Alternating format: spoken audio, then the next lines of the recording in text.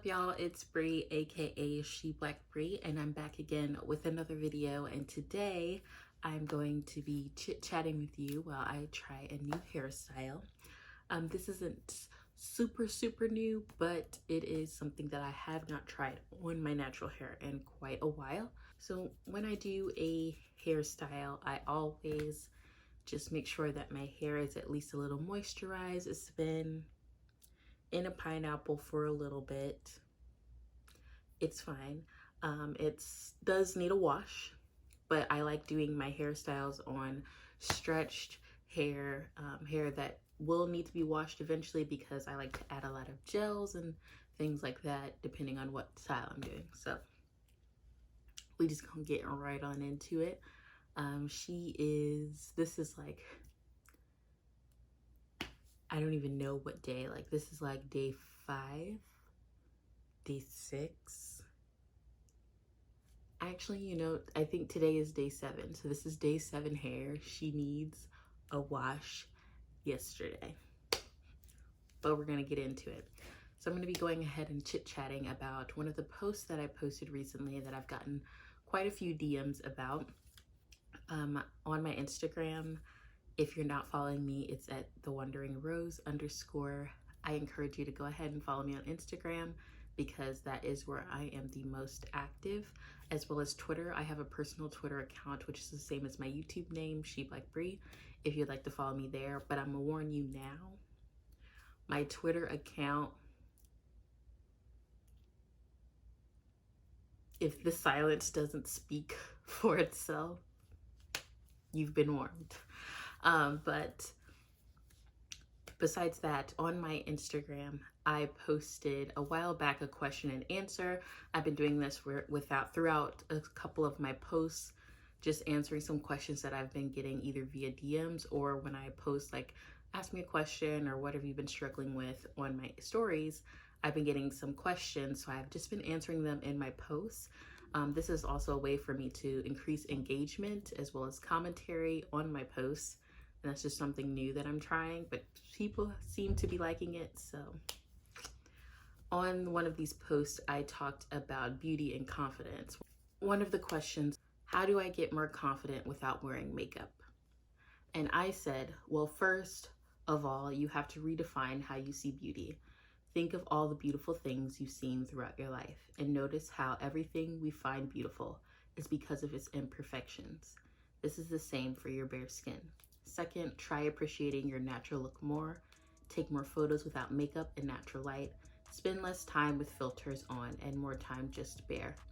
Social media warps our ideas of what beauty should look like. It has most definitely warped your mind of what your skin should look like too. Skin that isn't heavily edited or airbrushed has imperfections, obviously. Texture is normal, acne is normal, and hyperpigmentation is normal. Skin type in consideration, of course.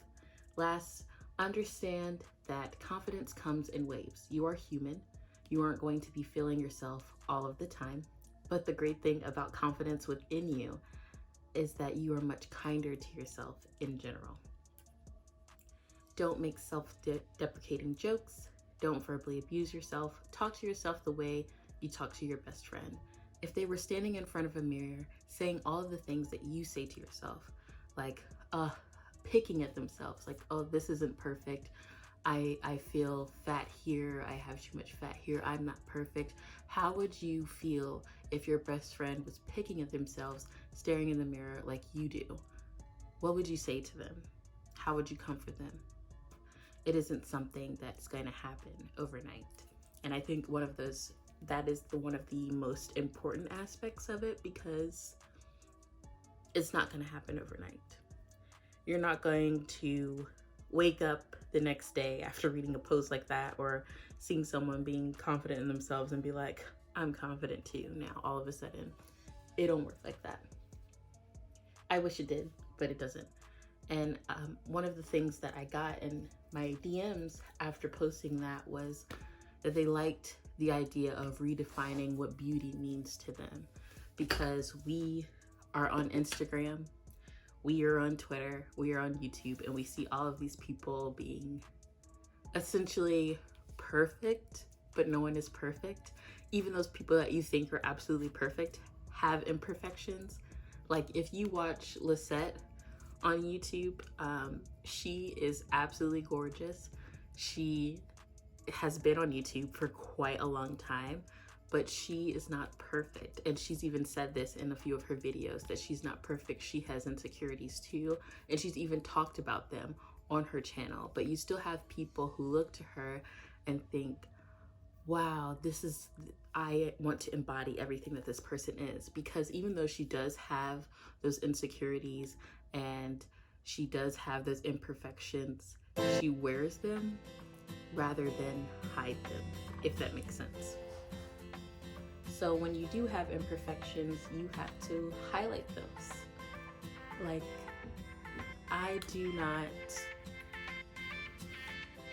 I hate taking pictures like this because of how uneven my nose is.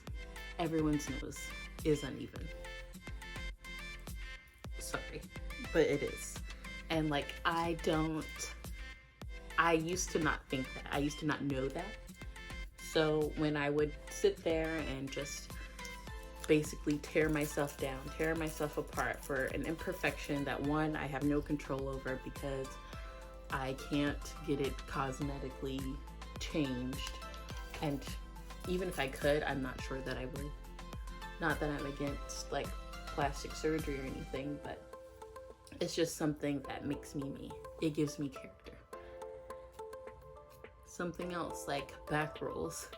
I had a conversation with one of my friends who was so upset about her back rolls. And I'm like, even skinny people have back rolls. But you don't see that because you see the perfectly curated and perfectly posed photo on Instagram. So they're not gonna post that. I mean, some people do to try and show you that, hey, like this is posed, I'm not perfect. But you're not gonna. Everyone's not gonna do that. So like the person that you're following that's seeing that, you're not gonna all see that at the same time. And that's what I think is the message there. It's like you have to redefine what beauty and beautiful means to you. In terms of like confidence, that's gonna come gradually. You're not going to just, like I said, wake up with confidence overnight. And especially if you didn't grow up in an environment that breeded confidence in yourself. Like I was lucky enough to have people around me who always gassed me up. Like my grandmas, both my grandmas gassed me up. My mom gassed me up. My dad gassed me up. My sisters, they gassed me up. My brothers gassed me up most of the time, sometimes. You know, but it's your siblings' job to like, you know, make fun of you. But in all, they gassed me up. My cousins gassed me up. I was surrounded by people and friends who constantly reminded me that I am worthy and inspirational and beautiful in my own way, in my own quirky way.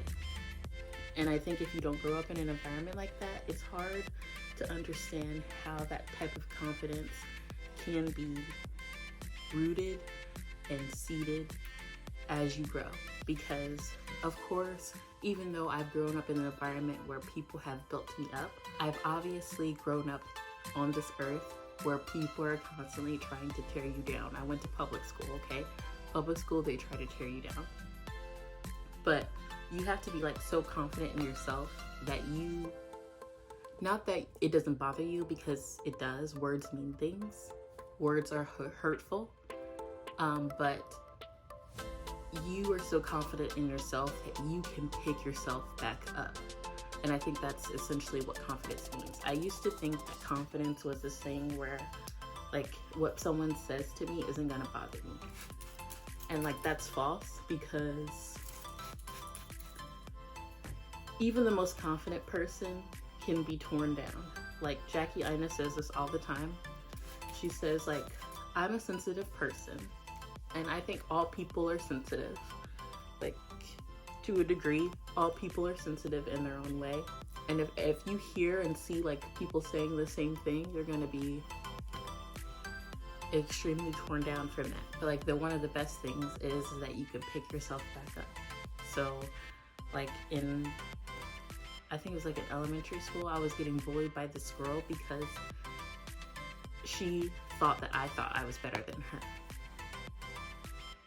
I don't know where she got that from because I didn't even talk to her, but you know, if the shoe fits, wear it. Because like, honestly, if I'd never had a conversation with you, why would you just assume something based off of how I carried myself?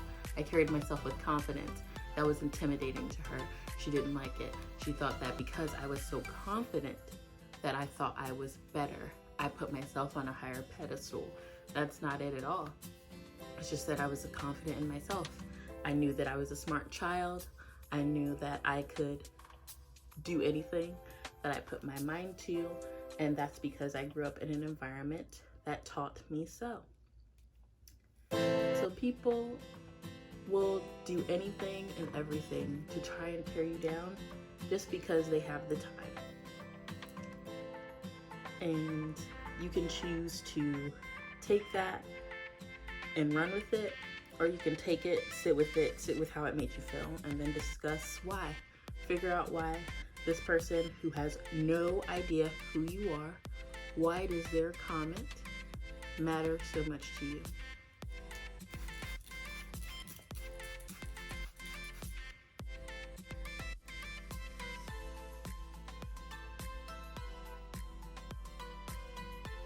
And it's really hard to do if you didn't grow up in that type of environment. So like, let's say if someone who is supposed to be nurturing and gassing you up is one of the people tearing you down, what do you do then?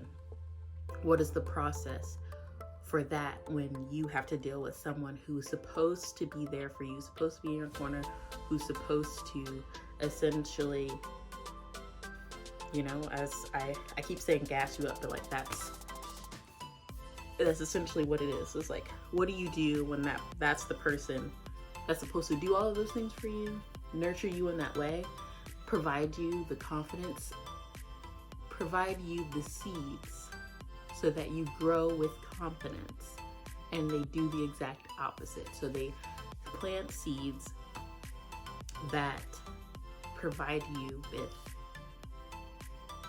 self-hate or self-deprecation. What do you do in those instances?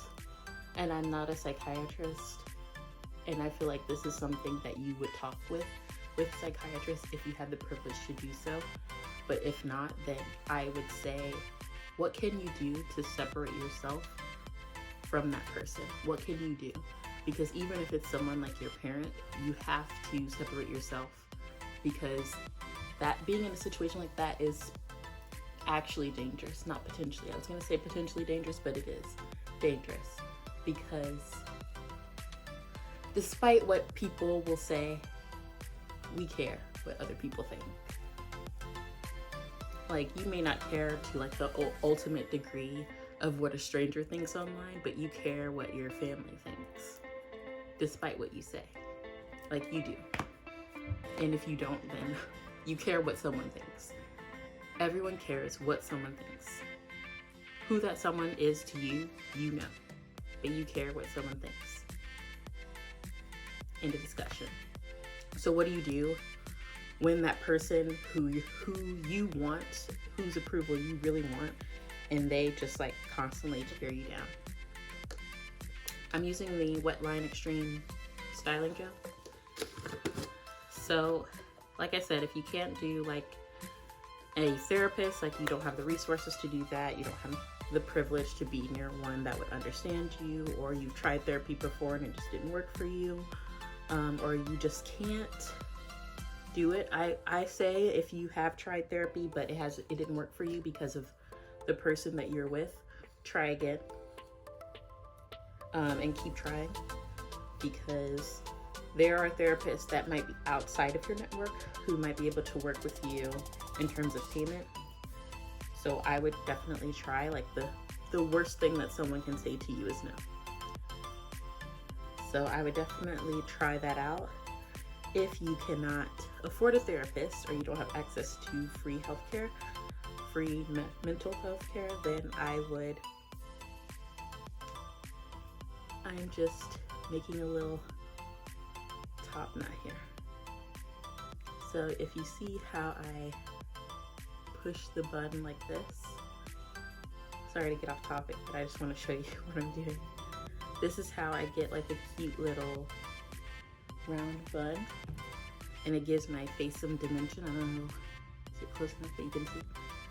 Like that. So anyway, if you can't tell, I'm trying to do my hair and talk chit chat at the same time. This is like new for me.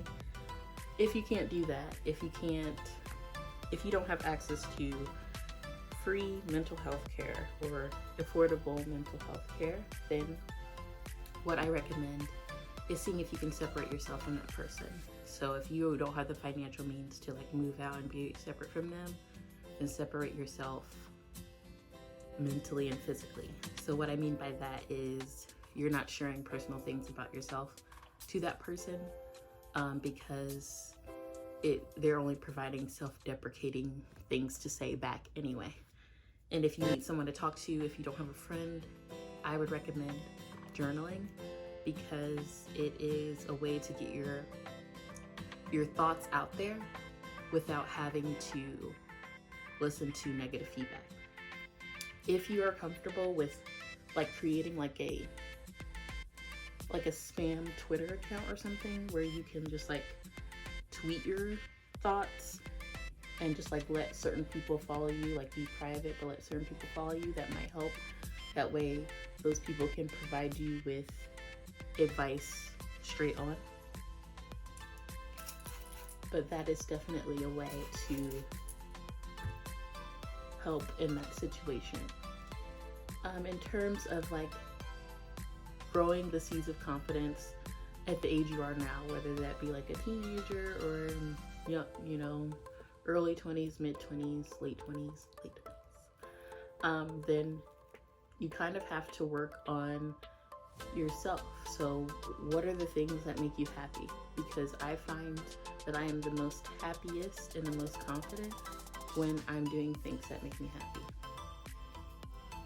So like reading, writing, watching my favorite movies, spending time with friends or family, those things can really make a difference in your self-confidence and planting seeds of your self-confidence so that it, you know, grows essentially. And like one of the things that I'm trying is speaking up more, talking more.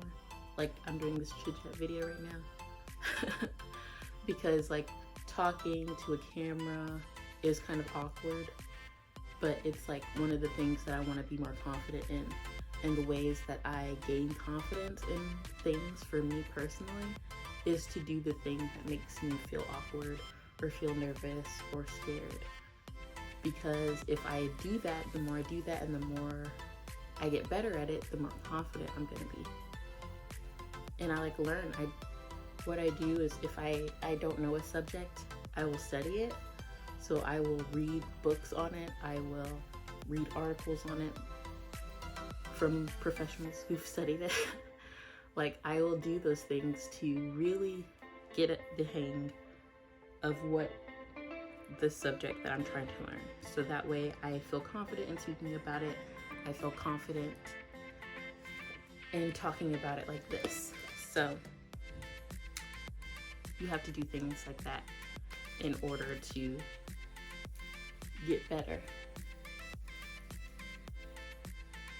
And I'm just using the Miche Beauty Curl Defining Cream. You've seen me use this I don't know how many times now, so that I can get each and every curl defined. Because I have to take some pictures, so I need to make sure curl game is on 10. Another question that I got in my DM was, how do I get hair like yours? You can't, because my genetic makeup has made the hair that I have grow out of my head. There are different, external factors that make your hair type as well, like porosity, your environment where you live, humidity, the products you're using, that definitely does help as well. So if you find that when your hair is wet, it has similar structure, like curl pattern, then that's different, because then you can use those external factors to like make your hair turn out a similar way as mine. But if your hair is not like mine, like if it's looser or coilier, then there's no way that your hair is going to be like mine. I'm sorry. But the external factors you can control. You can't control genetics. Sorry, not sorry. You can't. And I would say just being confident in your own hair is like a big thing, because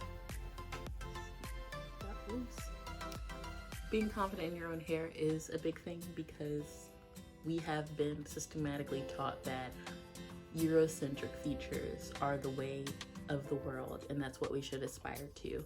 So like straight hair, blue eyes, blonde hair, and it's not. The thing that you should aspire to is your natural self. So natural self being bare skin, dark marks, dark spots, and dull. Teeth gaps. You know, I mean, this can be controlled if you really wanted to. Like cosmetically, you could change those things. Like you could get a chemical peel to like start your skin off freshly and new. Chemical peels do not get rid of all of your dark marks, depending on like how deep they go, because it's only getting rid of like the surface level of your skin. So you might still have dark marks afterwards, but like that's something that one of my friends just did to like kind of start her skin anew.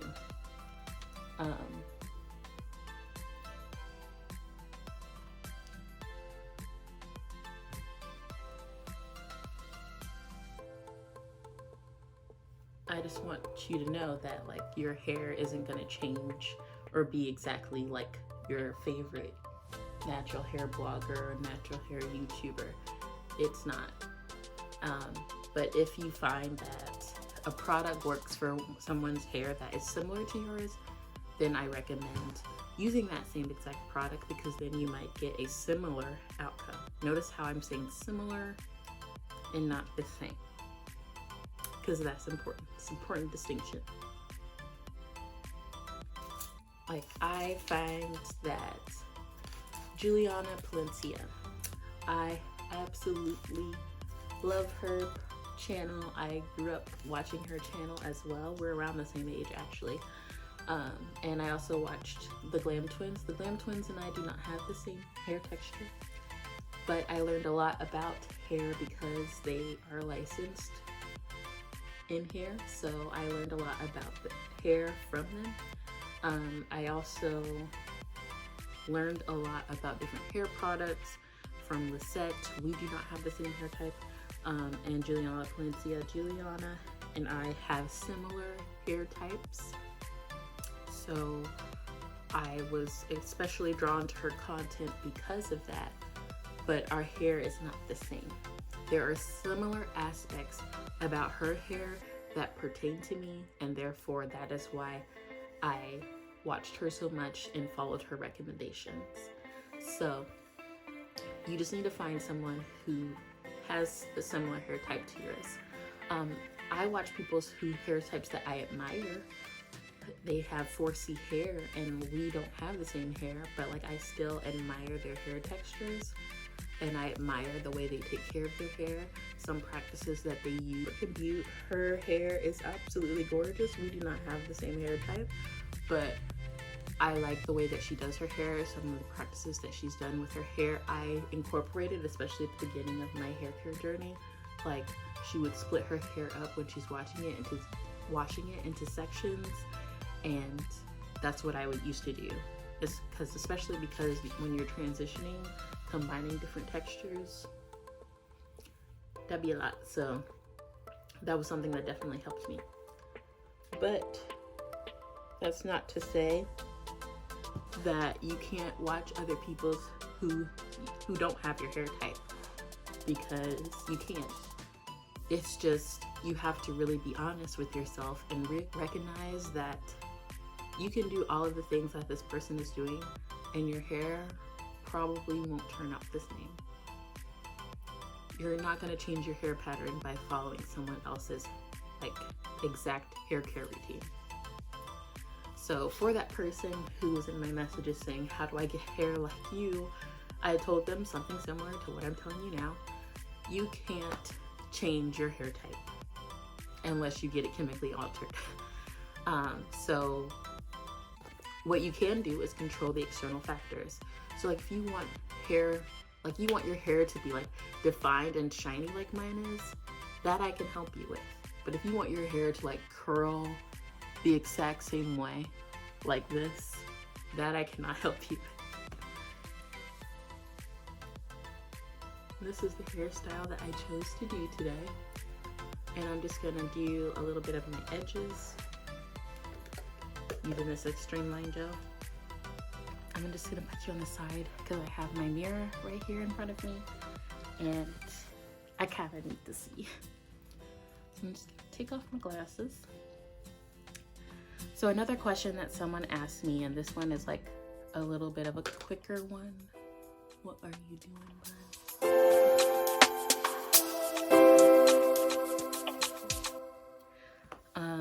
Another thing that somebody asked in the DMs in response to that particular post about confidence was, how do I get confident wearing clothes in my body type? And I was always a very slim person, but I've always had thighs and a little bit of butt. Always had thighs. Like if you look at baby pictures of me, my diapers looked like panties because of my thighs. My mom used to say I had thunder thighs. As someone who's always been smaller on the top and just a little bit bigger on the bottom, I understand this because, again, Eurocentric features were romanticized as being the end-all be-all. Slim bodies, you know, people who could wear, you know, one of those long slip dresses and, you know, they don't have a butt, so like they can wear that and be fine. But if I did that and I had like a high slit, it's X-rated R that. But the way that you do it is you just wear what you want to wear. What makes you feel good? What clothing items make you feel good? I need to do this at the same time. Like, I like tight clothing, but tight clothing on me is gonna look a little more provocative just because of my body shape. And I used to be very self-conscious about it. Like I used to wear big baggy clothes because I was scared that I would be assaulted or that, you know, it would stop boys from catcalling me if I wore baggy clothes. It didn't. So after a while, when you realize that, you just like, you get over it and start wearing what you want, because you realize that nothing anyone does is gonna help. You know, it's not gonna stop people from looking at you or commenting on your body. Like, dressing conservatively is good for certain people, and like there's nothing wrong with that. But I used to do it because I thought it would stop something, like it would stop catcalling or male attention, and it doesn't.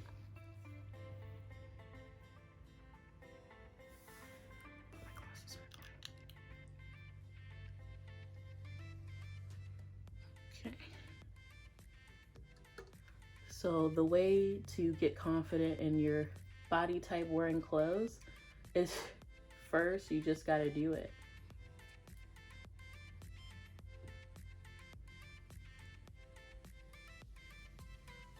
You just gotta do it. And I know that sounds weird and maybe a little scary, but like that's the reality of the world we live in, and we just gotta do it. Because not everybody is about to be about what we about. And like, that is the hard knocking truth. You gonna stay still, bun. You gonna stay still. I don't want to get on here and like tell people like, oh, in order to do something, you just have to get over it and do it. Like, that's not helpful advice, but like sometimes it is. I used to be really scared of wearing like 2-piece swimsuits. I don't know why. I guess I just didn't like my belly.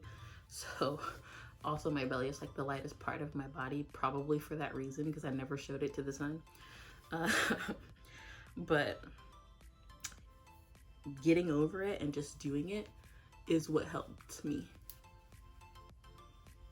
So sometimes you just gotta do it. And it's not always gonna be comfortable. It's not always gonna be easy. You're not always going to be able to drown out the noise and the criticism from other people. And sometimes those criticisms and negative feedback will come from your own family or friends, because you essentially changed who you are. But really what you're doing is coming into yourself. You're no longer afraid to be who you want to be. And I think that is the biggest takeaway. So confidence, embodying confidence, is just no longer being afraid of who you want to be. And I don't know why it took 30 minutes of this video to say that, but it is. So redefining beauty to you is being who you want to be, unapologetically. Respectfully, I'm gonna be who I want to be, so I need you to shut the f up. Respectfully. And that's it.